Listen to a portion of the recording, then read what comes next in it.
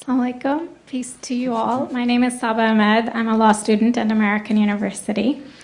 I am here to ask you a simple question. I know that we portray Islam and all Muslims as bad, but there's 1.8 billion Muslim followers of Islam.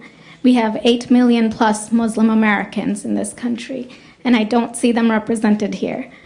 But my question is, how can we fight an ideological war with weapons? How can we ever end this war? The jihadist ideology that you talk about, it's an ideology. How can you ever win this thing if you don't address it ideologically? Great question. I am so glad you're here, and I am so glad you brought that up because it gives us an opportunity to answer.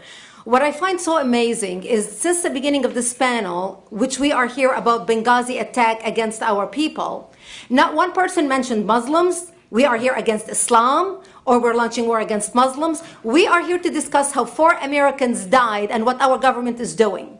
We were not here to bash Muslims. You were the one who brought up the issue about most Muslims, not us. And since you brought it up, allow me to elaborate with my answer. There are 1.2 billion Muslims in the world today. Of course, not all of them are radicals. The majority of them are peaceful people. The radicals are estimated to be between 15 to 25%, according to all intelligence services around the world. That leaves 75% of them peaceful people.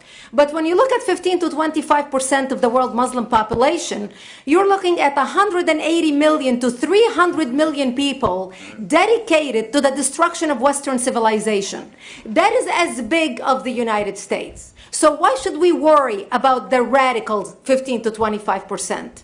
Because it is the radicals that kill. Because it is the radicals that behead and massacre. When you look throughout history, when you look at all the lessons of history, most Germans were peaceful. Yet the Nazis drove the agenda. And as a result, 60 million people died. Almost 14 million in concentration camps. 6 million were Jews. The peaceful majority were irrelevant. When you look at Russia, most Russians were peaceful as well. Yet the Russians were able to kill 20 million people. The peaceful majority were irrelevant. When you look at China, for example, most Chinese were peaceful as well. Yet the Chinese were able to kill 70 million people. The peaceful majority were irrelevant. When you look at Japan prior to World War II, most Japanese were peaceful as well. Yet Japan was able to butcher its way across Southeast Asia, killing 12 million people, mostly killed with bayonets and shovels. The peaceful majority were irrelevant. On September 11th in the United States, we had 2.3 million Arab Muslims living in the United States. It took 19 hijackers, 19 radicals to bring America down to its knees, destroy the World Trade Center, attack the Pentagon, and kill almost 3,000 Americans that day. The peaceful majority were irrelevant. So for all our powers of reasons and us talking about moderate and peaceful Muslims, I'm glad you're here. But where are the others speaking out? And since you are the only Muslim representative,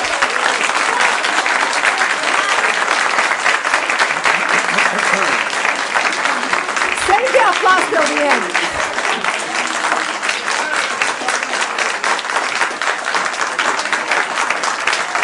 Thank you. Thank you. And since you're the only Muslim representative in here, you took the limelight instead of speaking about why our government, and I assume, are you an American? You're an American citizen. So as an American citizen, you sat in this room and instead of standing up and saying a question or asking something about our 4 Americans that died and what our government is doing to correct the problem, you stood there to make a point about peaceful, moderate Muslims. I wish you brought 10 with you to question about how we can hold our government responsible. It is time we take political correctness and throw it in the garbage where it belongs and stop calling it fair.